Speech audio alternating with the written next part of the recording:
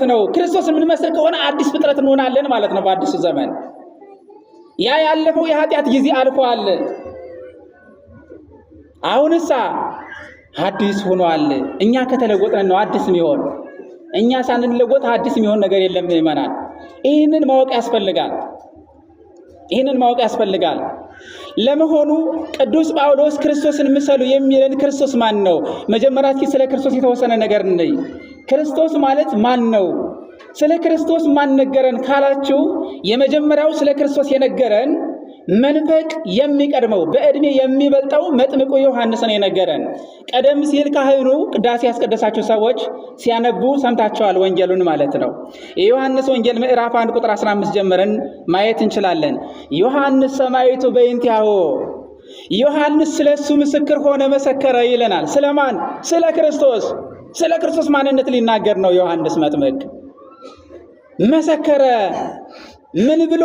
ከለሃ ወይቤ፣ እንዲህ ብሎ ተናገረ። ዝውእቱ ዘእቤለክሙ ይመጽእ እምድሬ፣ ከኔ በኋላ ይመጣል። ዘሃለው ቅድሜ፣ ግን ከኔ በኋላ ቢመጣም እሱ ከኔ በፊት የነበረ ነው። እስመ ውእቱ ቀደመኒ፣ እሱ ከኔ በፊት ነበረና ይቀድመኛልና ብዬ የነገርኳችሁን አለ፣ የነገርኳችሁን ስሙ በማለት አሰምቶ ተናገረ ይላል፣ መሰከረ ይላል። ተመልከቱ፣ ከኔ በኋላ ይመጣል አለ። ምን ማለት ነው? በስጋ ደረጃ በእድሜ ይበልጠዋል መጥምቁ ዮሐንስ ክርስቶስን።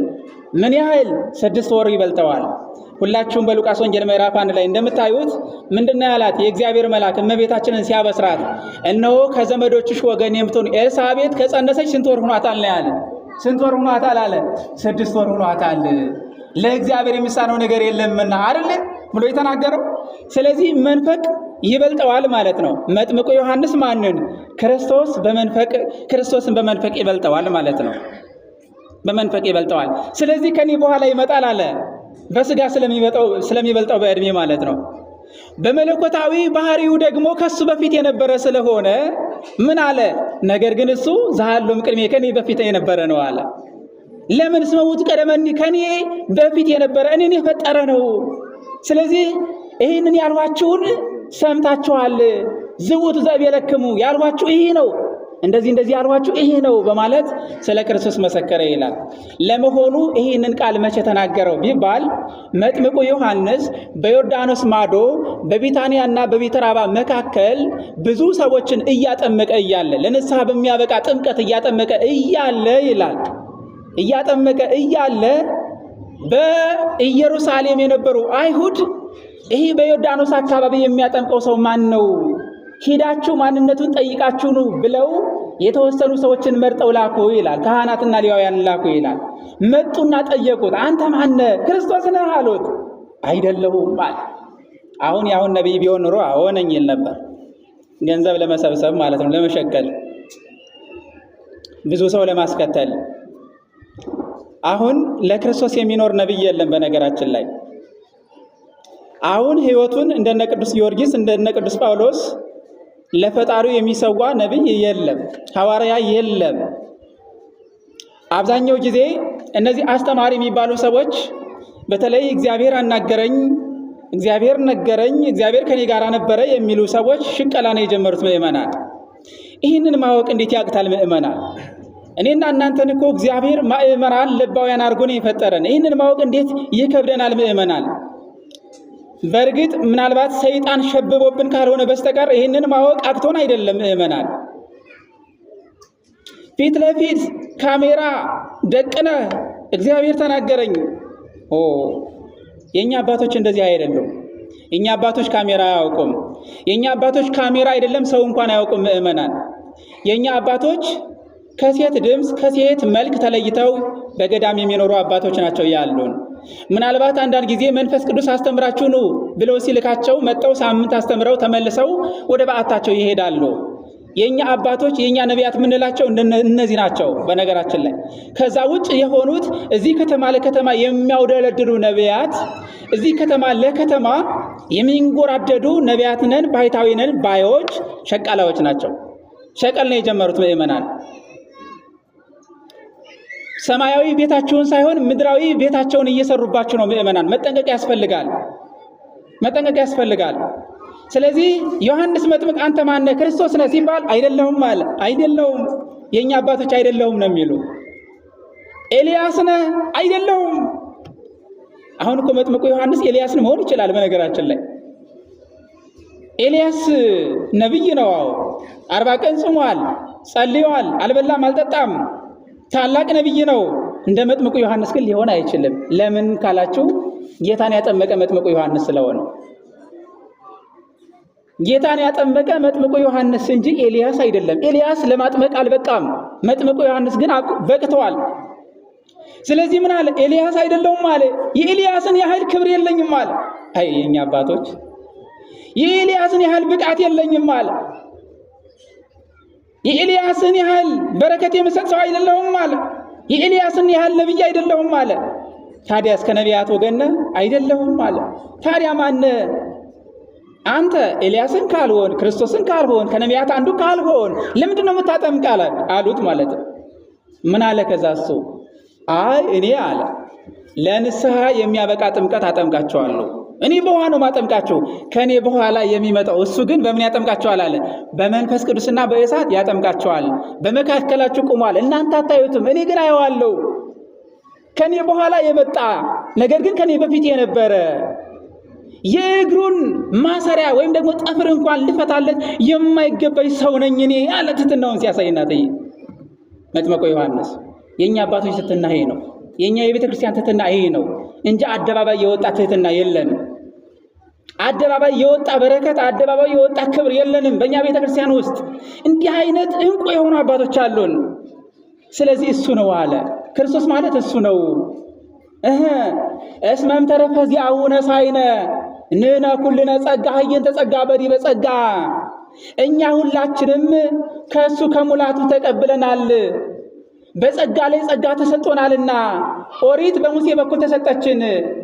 ጸጋ ሰወ ጽድቅ በኢየሱስ ክርስቶስ ከሆነ ጸጋና እውነት ግን በእሱ በኢየሱስ ክርስቶስ ሆነ እያለ ስለ ኢየሱስ ክርስቶስ መመስከር ጀመረ።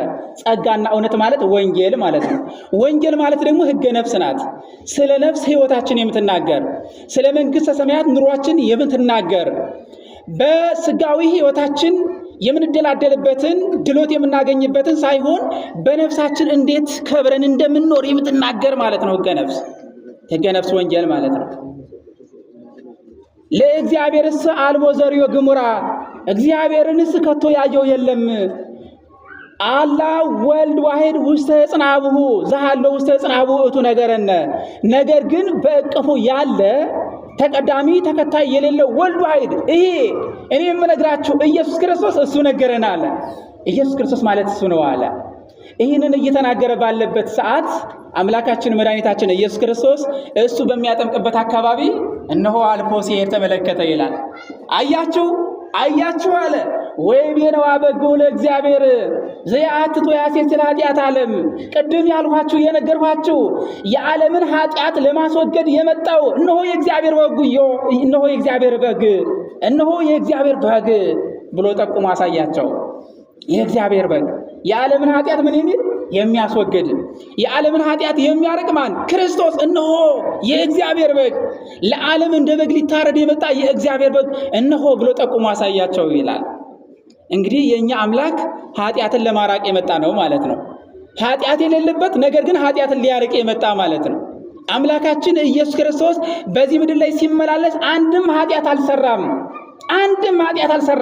ጠላትም መስክሮለታል፣ ወዳጅም ተናግሮለታል። ለማን? ለኢየሱስ ክርስቶስ።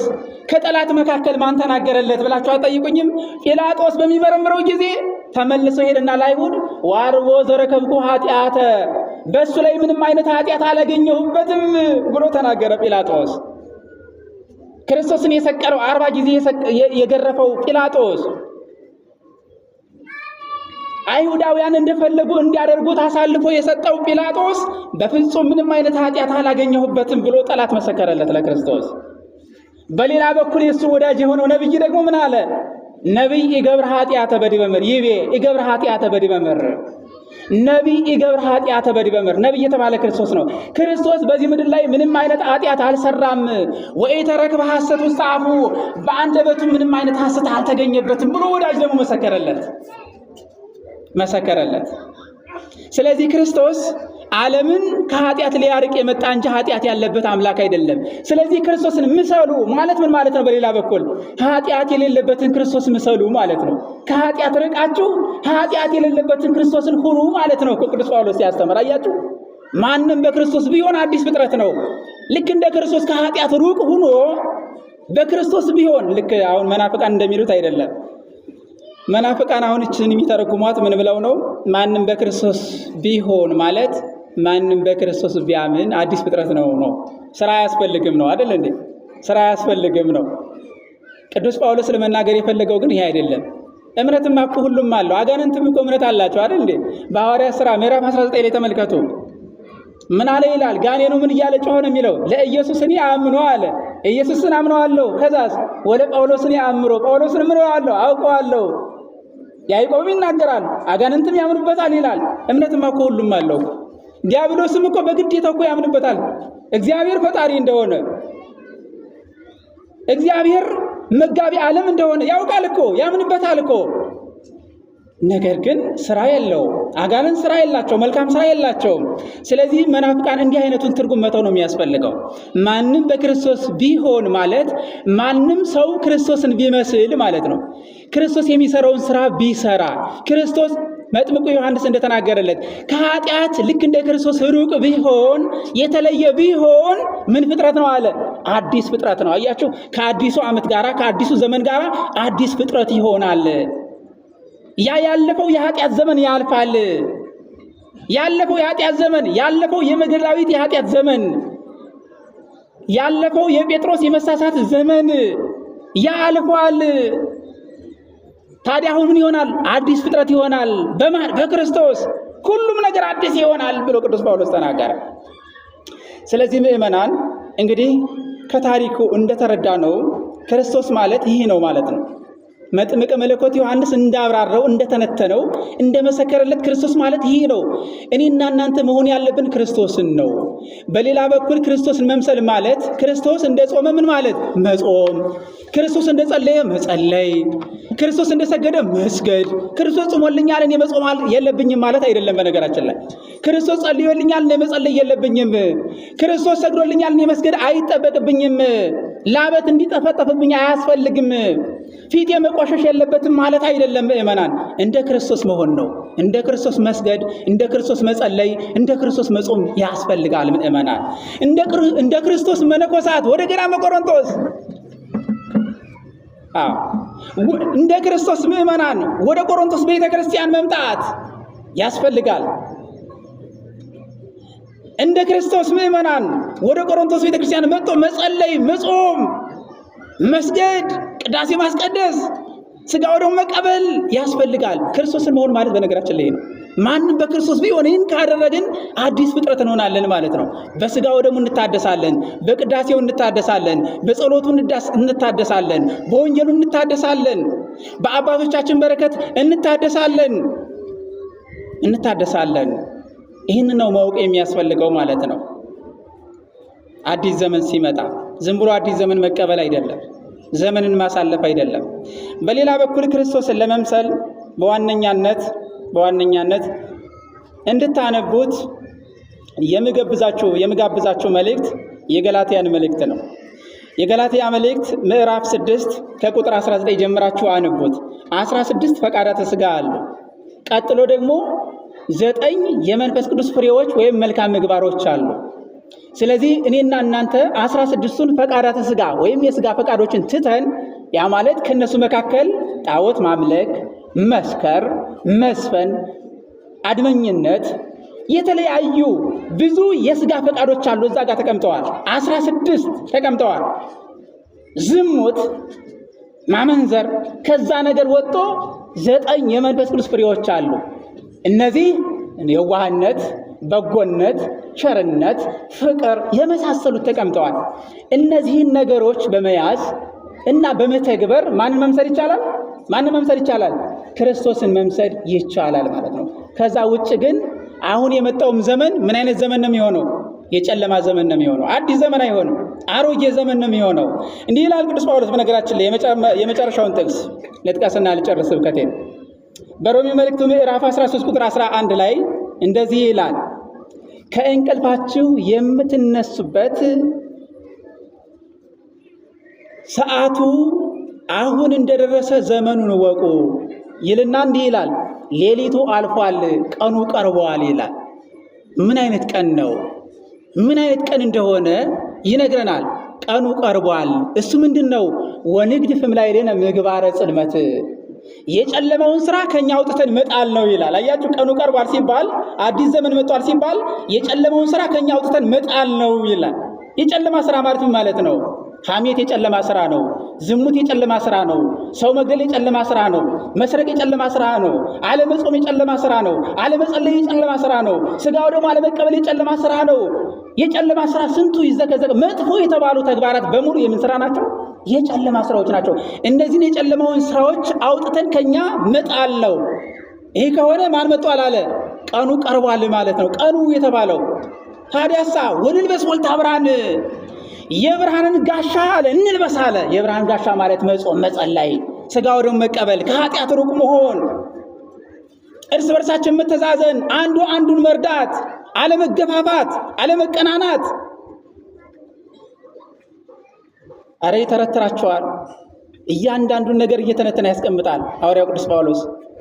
እነዚህ ምንድን ናቸው? የጨለማ ስራ አውጥተህ የብርሃንን ጋሻ እንልበስ ማለት ምንድን ነው የሚለውን በደንብ አድርጎ ይተነትነዋል። እንደዚህ ይላል፣ ዋኮ በተውኔት ወበማህሌት ወበስታይ፣ በዘፈንና በስካር አይደለም አለ። አያችሁ፣ በዘፈንና በስካር አይደለም።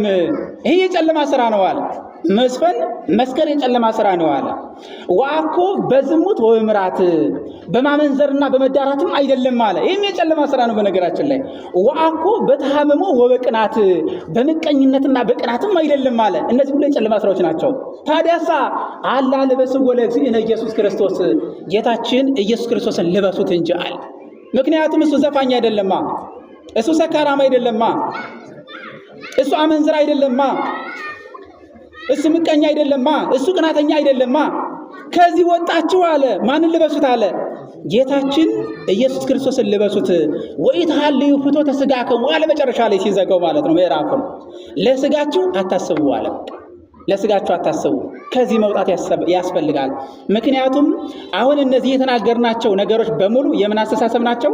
የስጋ አስተሳሰብ ናቸው። ከነዚህ የስጋ አስተሳሰብ ወጣችሁ ማንን ልበሱት አለ?